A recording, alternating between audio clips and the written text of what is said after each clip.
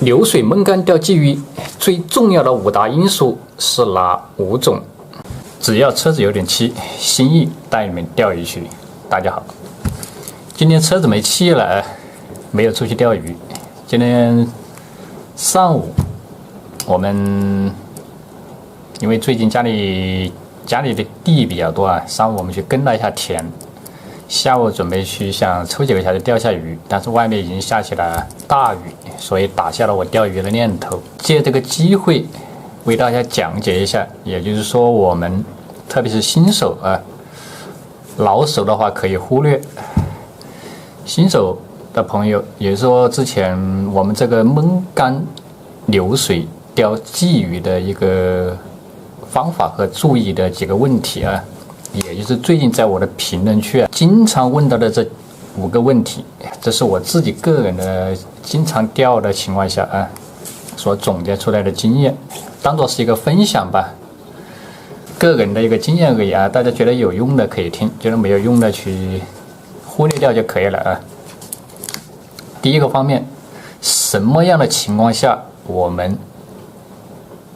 钓焖干？这里是我针对鲫鱼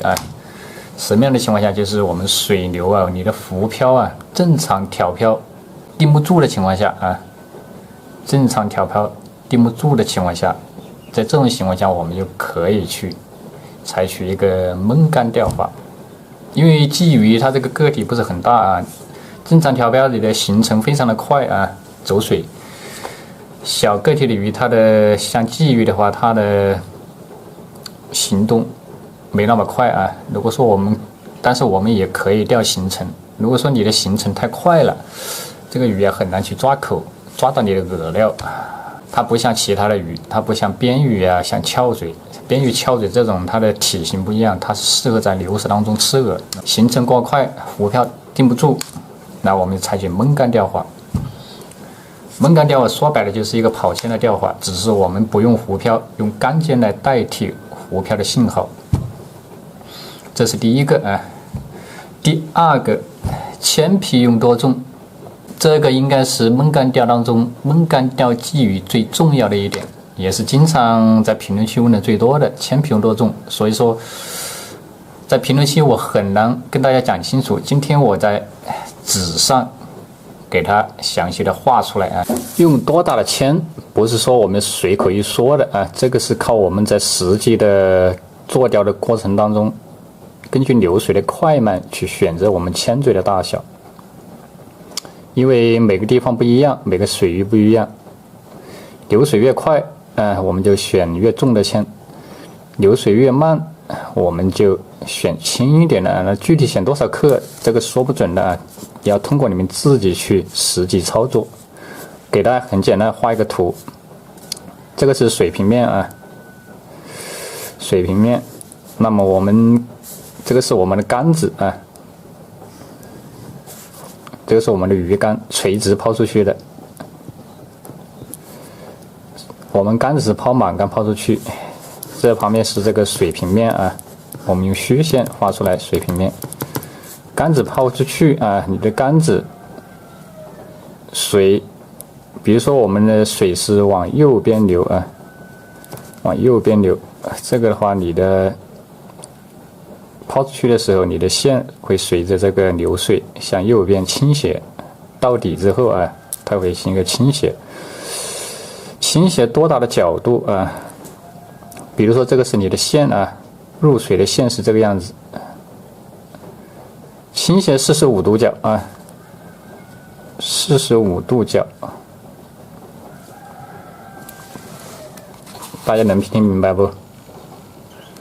什么是45度角？我们这样垂直就是90度嘛，是吧？这里是90度这里是0度角。大家都学过这个数学的都知道斜着出去45度角，也就是正好在中间出去。那么在这种情况下，你的铅皮是重量是 OK 的如果说你的角度太大了比如说这样到这里来了角度太大，就证明你这个铅呢太轻了，为什么呢？因为你抛出去的你的线轻了，它随着流水的话，它下降到底它会慢，到底越慢，它会随着流水越跑越远，它会跑到旁边，所以角度会变大。那么反之呢，如果铅笔太重，它的角度就越小。那么怎样可以看出这个角度？也就是说，你们抛竿入水，钩饵到底之后，你们缓慢的提竿，缓慢的提竿之后，看见你的线是不是往流水方向成的角度是大还是小啊？如果大了，你就加铅；角度小了，你就减铅。大概45度角啊，你的线往流水方向45度角左右啊，多一点少一点无所谓，不用那么精确，左右这种状态是最好的一个状态啊。这就是我们铅笔的选择一个大小。焖竿钓鲫鱼跟其他鱼不一样啊，不是说你在任何条件下都可以，任何流水情况下都可以去钓的。太慢了肯定不能钓啊，太快了也不能钓。比如像那种流得非常快的那种啊，急流就不太适合钓鲫鱼，可以钓鲤鱼或其他的边鱼、翘嘴其他的鱼，但不太适合钓鲫鱼。3个问题问的最多的，也就是说焖竿钓鲫鱼子线用多长？子线跟我们平时正常调漂用的子线是一样的啊，不要去把它搞短，就那么长就可以了。第4个问题，线组用多大？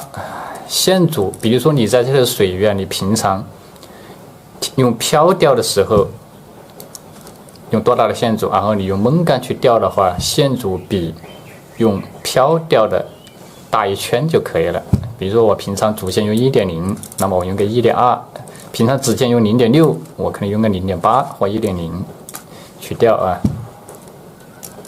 钩的话同样也是一样，平常用4号绣，我可以用到5号绣，看情况，线组稍微大一点点啊。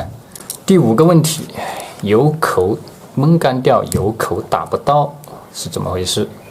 有口打不到是有几个方面啊。第一个的话就是，首先呢，可能下面的鱼太小了，像那种小奶鲫啊那种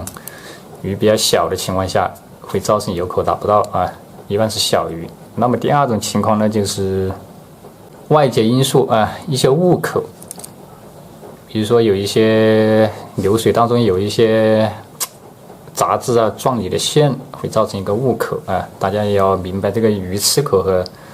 有东西撞线的情况下，有鱼也会，它因为流水当中的鱼啊，它是瞎跑，它有时候它也会撞你的线啊。